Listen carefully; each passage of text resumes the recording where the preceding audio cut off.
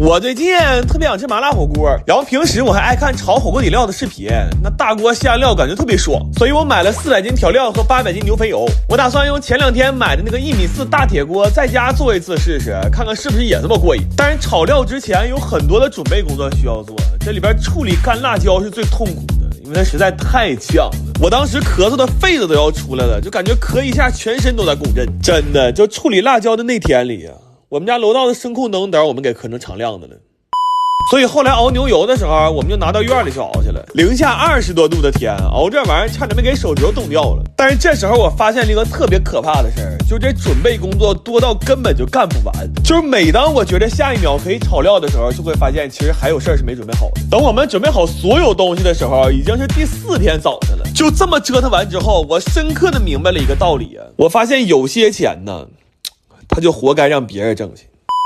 后来就到了我最愿意看的化牛油的环节了，但这玩意儿不快进根本就看不了，因为它真的巨慢，所以化油的时候没啥意思，我们就下楼打水仗去了。但是打得太激烈了，再加上这几天在外面冻的时间有点长，回家这顿打喷嚏我估计肯定是嘚瑟感冒了。完了，我们赶紧喝了点999感冒灵，这喝完算是暖和多了，要不这大冷天真是扛不住但是后来炸料油的时候，我发现水汽特别大，要是这么炒料就很容易糊底，所以我们又把这大锅给搬屋去了。我当时想的是，我宁可在屋里炒呛死，也不能让这锅料有一点糊的风险，因为我是不太接受沉没成本不参与重大决策这个事儿的。要是现在跟我说让我忘掉前3天遭的罪，重新做选择的话，那还不如直接让我死去呢。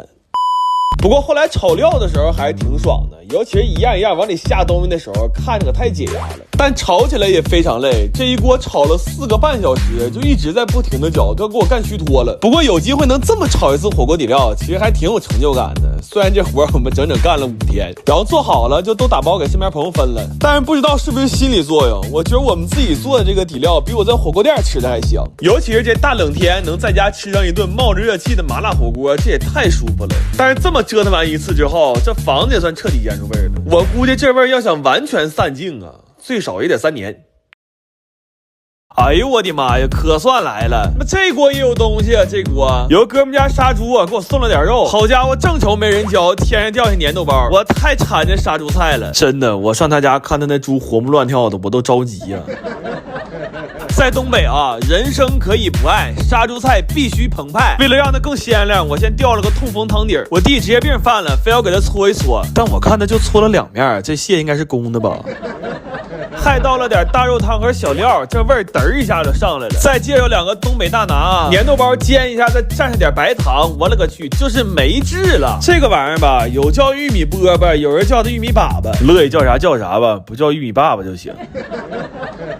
烙了几个韭菜盒子，他妈馅儿和多了，就炒饭了，下了2个小凉菜，完了我又开始炒酱了。真的，我一炒酱我太兴奋了。今天酱了猪肝、驴排和牛窝骨，配方给你们了真的，你要有心你就拿着去开饭店去吧。我跟你说，你就看吧，用不了1年，裤衩给你赔没的。来吧，吃香香了，感受一下东北杀猪的快乐呀！咱说这一桌好饭不得配点好水吗？我弟扛了1箱子外星人电解质水，这玩意儿你说零糖零卡的，还能快速补充水分和电解质。这个白葡萄芦荟味是限定上市的，喝着贼清亮。我们家这伙食要是要点脸，应该是离不开这种零糖的东西了。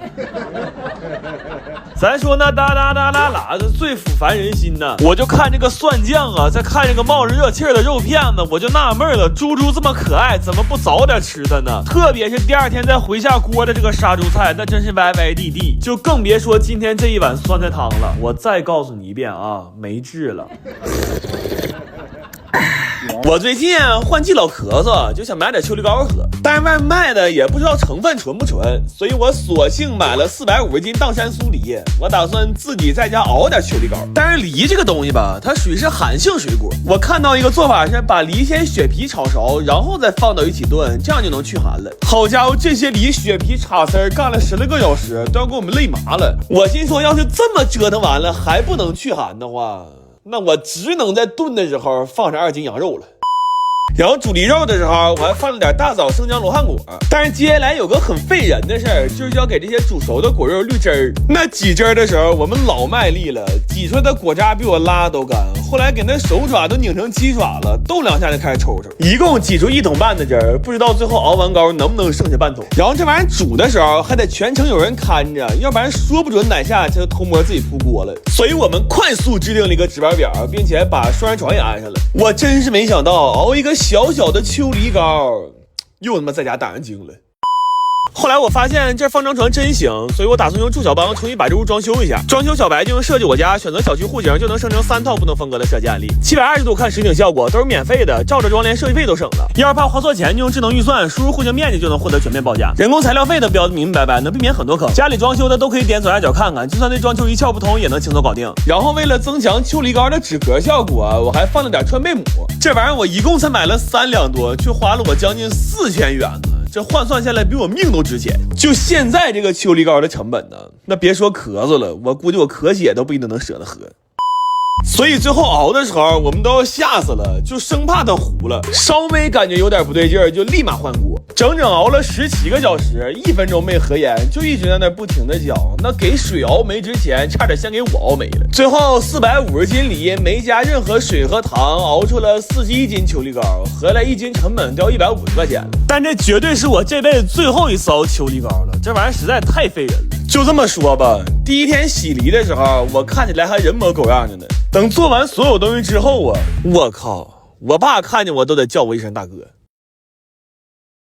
我最近爱上了用铁锅炒菜，但是查了一下手打不粘锅的价格，便宜的不敢买，贵的还不舍得，所以在综合考虑了一番之后，我买了2块铁板，决定自己在家砸一个。然后研究了好多纪录片，看起来不太难，但是干上之后发现全是知识盲区，光点火就研究了小半天。好在晚上连线了一个铁匠老师，操着一口非常标准的山普给我们梳理了一下目前工具、模具、手法的问题。就他讲完之后，我们变得非常有信心，所以连夜又换个地方开始搭炉子。这一天呢，忙活了20个小时，锅一下没砸上，光他妈搬就完了。然后按纪录片里讲，铁板要烧到2000度左右才可以去杂质和定型，这就是所谓的趁热打铁。这温度别说炼铁了，炼我都够了。但是我们没买到砸锅专用的铁枕子，就只能用废轮毂简单充当一下锅型的模具。所以砸了1天之后，这锅看着跟刚出土似的。然后又联系了一下老师，但老师说现有条件也就只能这样了，剩下的只能靠冷锻了。他说完之后，我彻底破防了，因为冷锻还有一个更通俗的解释，就是拿个小锤生砸。